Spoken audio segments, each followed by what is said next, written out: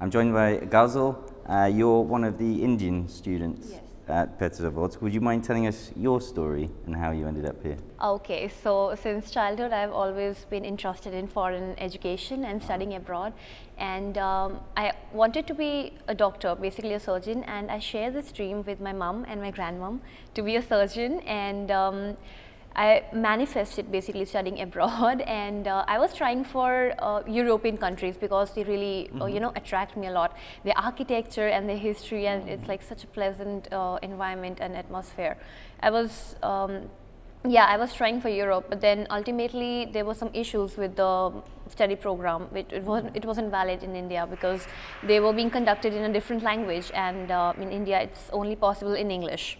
Right. Yeah, so ultimately then I searched in for Russia, and I got to know that Petrozavodsk State University was fairly a new university for Indian students, and I was really interested in this place because this place is very close to Europe and very close to Finland, and we can also witness some northern lights here, and I witnessed it yesterday at my birthday, and it was really cool, and the rating of this university is really good, and the professors and the study program was really cool. Two questions. Whereabouts in India are you from exactly? So I was born in a village in Himachal Pradesh. It's in the northern part of the country, and we have a lot of mountains and snow and rivers, so it's very peaceful, and the atmosphere is very similar to like that of Karelia and Petrozavodsk in general. And but I have been living and brought up in Greater Noida. It's in the national capital region near Delhi. Near Delhi. Yeah, okay. it's near Delhi, yeah. And then the second question was, how did you hear about Petrozavodsk State University? So I was basically researching on internet and everything, and I got to know about like three most popular universities, which was like Ghazal and in Bashkir and Petrozavodsk. It was a fairly new university, whereas Kazan and Bashkir had a lot of Indian students earlier. And I don't know why, but I actually believe in the power of universe, and ultimately I was inclined more towards Bashkir initially, but then my mom was, she wanted me to go Petrozavodsk, and ultimately my mind changed and I'm here. Okay, so she suggested it. Yeah, I think my mom, she understands what I want and what is good for me before myself, before me. Did she have any personal knowledge of Petrozavodsk? She's not been here before? It's just pure mom's gut, like Mum's intuition. Feeling, yeah. Right. Okay. Can you describe your impressions when you first got here? And studied? I had a bit of cultural shocks here. Like basically, first off, it was like really cold because I have not been adapted to that much of cold, snowfall daily. So it was really cold at the starting. It took me some time to adapt to this temperature and the weather here. And then secondly, I don't know why, but the people here do not drink water at all. Like they carry these like small water bottles everywhere, and whereas in India it was really common for schools and universities to have like water filters and everywhere. Right. But here, here it was very different situation here. I had the opposite problem when I went to India, was training my body to consume that much water. Yeah. Because we have been so adapted to drink like a lot of water because it's really hot in India. And so a bit of cultural shocks. And second fact is that we have like, there's no like pressure on you from teachers or professors. You do everything by your own will. So there's no external pressure. Yeah, you can do whatever you want. If you want to do like studies, just studying, and if you want to be involved in like so many extracurricular activities, you can be involved in that. Okay. And it's not like a very restrictive schedule here. It's like really, you can do a lot of things, and you can be in medicine, and you can do dance, and you can do singing, and you can also do dramatics. And you're studying right up to surgeon level? So I'm studying general medicine, which gives me the title of being a general physician. Right. And after that, I need to study more in order to be specialized in a particular field. And do you plan to do that extra study in Russia? I plan to be, well, I don't know if it's in Russia, but I'll keep my options open, like some like having a world tour study, something like that, but I really want to be a cardiothoracic surgeon. Right. Yeah. Wow. Are you then, let's say you complete your studies, where do you plan to do your profession? You're going to keep that in eastward or westward? Are you still planning? You said you mentioned Europe. Yeah, I would definitely love to explore Europe, but I think I would most probably settle somewhere abroad only, not in India. But I think I would have like a much of experience of like different regions of the world, and then I'll plan on being settling in one particular country. Yeah. I've been personally, from what I've just seen of the university walking around, I've been quite impressed by the standard of even just the renovation, let's say. Is this just this area or throughout the university? What are the facilities like? Oh, the facilities are actually really great, though this is a very old university, and some regions of we have like various different buildings of different departments. So for example, in the morphological building, like we have cadavers and like a lot of cadavers, and we have like real organs and real bones with which you can practice anatomy.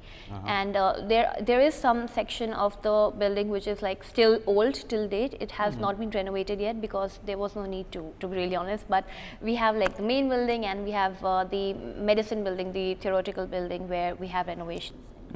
But overall, the standard for the study, how would you say? It's quite good actually. Yeah, you're not still stuck in the Soviet Union. No, not at all. We are in the new Russia. Okay, excellent. I've been speaking to one of the other students here who's been helping other students. Have you benefited, and do you participate in those extra activities to help the new guys come through, to adapt, to learn?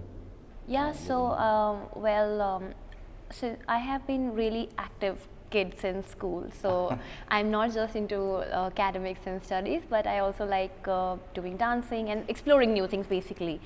So when I came here, I always for past few years I had not been much into extracurricular activities. I was focusing more on studies for the past few years, but now when I'm university, I like do a lot of dances and promote my culture, basically Indian dances, and people really enjoy it here.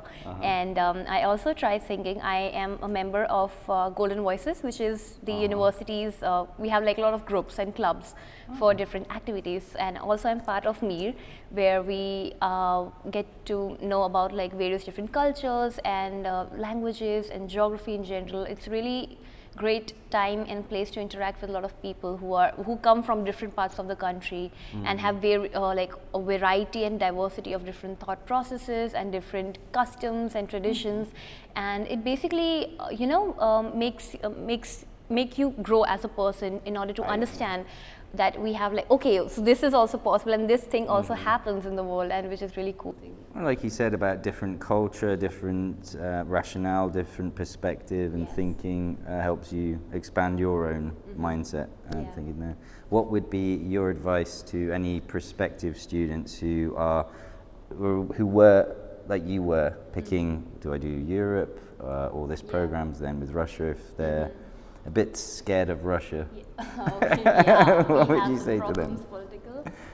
Well, I'm not a politician. No, you don't have to, not so much about politics, but perhaps stereotypes and common fears that you... Yes, I understand, because initially I was also scared because of the political issues with Russia and some other countries.